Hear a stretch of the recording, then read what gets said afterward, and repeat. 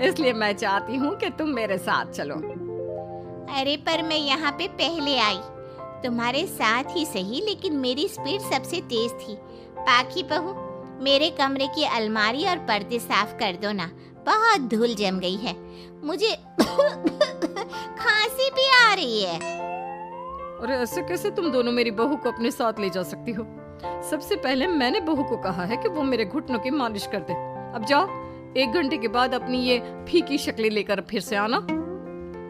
सुधा madam, ज्यादा ना बोलो। पाखी बहू को तुम दोनों से ज्यादा नेक दिया है मैंने, इसलिए पाखी बहू तो मेरा ही काम करेगी। और वैसे भी ये सुशील सर्वगुण संपन्न बहू अपनी इस बेचारी बूढ़ी सास को खांसते हुए कैसे देख सकती है? क्यों पाखी बहू? हाँ, पर नहीं पाखी बहू, तुम इन दोनों की भावनाओं के जाल में मत फंसो। और रही बात शगुन और नेक की, तो रिश्तों को प्यार के भाव से तोला जाता है, ना कि पैसों के भाव से। मतलब ही कहीं के। ओ इंद्रानी, ज्यादा मत उछलो, पता है कौन कितना मतलबी है। ओफो, अब फिर से आप तीनों मत शुरू होइए। मैं आप तीनों के काम करूंगी, लेकिन बारी बारी। सबसे पहले सुधा सासू माँ का, फिर कलावती सासू माँ और फिर इंद्रानी सासू माँ का। इसके बाद तीनों सासों में फिर से लड़ाई और कहासुनी छिड़ जाती है।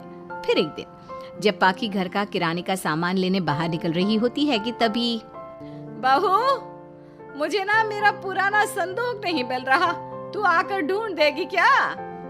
अब ठीक है इंद्रानी सासू माँ। पाखी इंद्रानी के कमरे में जा ही रही होती है कि तभी उसे सुधा रोक लेती है, हाथ में खूबसूरत साड़ी लिए। पाखी बहू, ये मेरे ना साड़ी पर पिछली बार अचार गिर गया था, इसे प्लीज अच्छे से धो देना। वो कल शाम को विमला जी के बेटे की शादी में जाना है ना, एक ही बार पहनी है ये साड़ी मैंने। अभी धो देगी तो कल तक अच्छे से सूख जाएगी और कड़क इस्त्री करके मैं तेरा परफ्यूम मार कर शादी में जाऊंगी। हाँ, लेकिन सुधा सासू माँ। उतने में कलावती भी वहाँ पर एक कढ़ाई लेकर आ जाती है। पाखी बहू, ये मैंने कल रात को मेहंदी भिगोई थी लोहे की कढ़ाई में, मेरे बालों में लगा देना बिटिया। तू तो मेरी प्यारी बहू है ना? इंद्रानी वहाँ आ जाती है और तीनों सास फिर से एक दूसरे को गुस्सेल आंखों से देखती है और फिर से आपस में लड़ना शुरू कर देती है। तुम अपने आप को समझती क्या हो? खरीद लिया है क्या मेरी बहू को? ये मेरी बहू है। तुम मेरी पड़ोसन है क्या? ये मेरी भी बहू है और मेरा भी इस पर उतना ही हक है जितना कि तुम्हारा।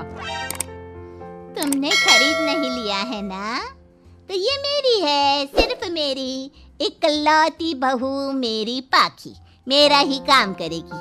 क्यों पाखी? नहीं नहीं, ये मेरा काम करेगी। पहले मैंने आवाज लगाई थी। तुम दोनों तो ऐसी बहू पाने के लायक भी नहीं हो। हट जाओ तुम दोनों और खुले मैदान में जाकर एक दूसरे से लड़ो और नोचो एक दूसरे को। लेकिन पाखी बहू तो सिर्फ मेरी ही सुनेगी और मेरे ही आदेशों का पालन भी करेगी। तीनों सासों के बढ़ते झगड़े को देख पाखी अपना आपा खो देती है और जोर से चिल्ला पड़ती है, बस बहुत हुई आप तीनों की तू मैं। अरे रोज ना ड्रामा लगाती रहती हो। 50 साल की बूढ़ी औरतें हो गई हो, फिर भी बच्चों की तरह लड़ती रहती हो। अब बस बहुत हुआ। अब तो मैं आप तीनों में से किसी की भी बात नहीं सुनूंगी और मैं जा रही हूँ ये घर छोड़ के। अब मुझ में और सहन शक्ति नहीं बची, मैं चली। अब लड़ो झगड़ो, एक दूसरे को मारो पीटो नोचो, जो करना है करो।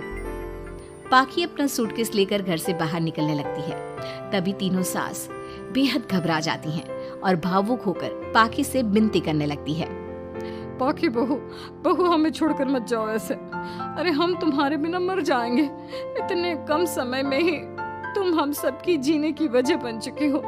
माफ कर दो हमें बेटा। हाँ पाखी बहू, हम आइंदा से कभी नहीं लड़ेंगे और हंसी खुशी मिलकर बात करते रहेंगे, वादा करते हैं। हाँ बहू, लेकिन तू मत जा प्लीज। ये घर तेरे बिना सुना सुना हो जाएगा। हम तीनों सासों की एक ही तो बहू है, लेकिन हम अपनी एक बहू को बेटी की तरह प्यार देंगे, उसके साथ सहेलियों की तरह रहेंगे। लड़ाई झगड़ा सब कुछ छोड़ देंगे बेटा, लेकिन तू छोड़ के मत जा। अपनी तीनों सासों को भावुक देखकर पाखी की भी आंखें भर आती है और वो उन तीनों को माफ कर देती है और उनके गले लग जाती है। इसके बाद तीनों सास अपनी एक बहू संग खुशी से मिलजुल कर रहती हैं और आपस में जरा भी लड़ाई झगड़े नहीं करती।